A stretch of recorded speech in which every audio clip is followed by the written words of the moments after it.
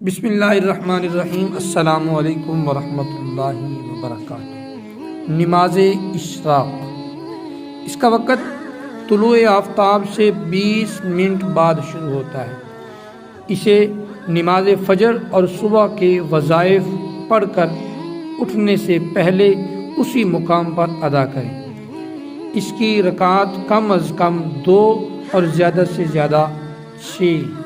اس نماز سے باطن کو نور ملتا ہے اور قلب کو سکون و اطمینان کی دولت نصیب ہوتی ہے۔ نبی علیہ الصلوۃ والسلام کا ارشاد ہے، ترمذی میں حضرت انس رضی اللہ تعالی عنہ سے روایت کی گئی ہے کہ جو شخص فجر کی نماز با جماعت ادا کرنے کے بعد طلوع آفتاب تک ذکر الہی میں مشغول رہا، پھر 2 رکعت نماز ادا کی تو اسے پورے حج اور عمرے کا ثواب ملے گا۔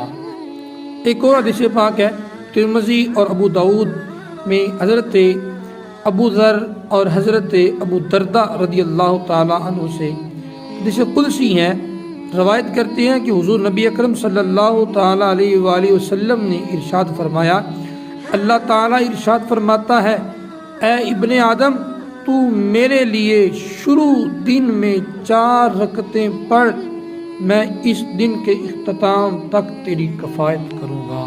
سبحان اللہ۔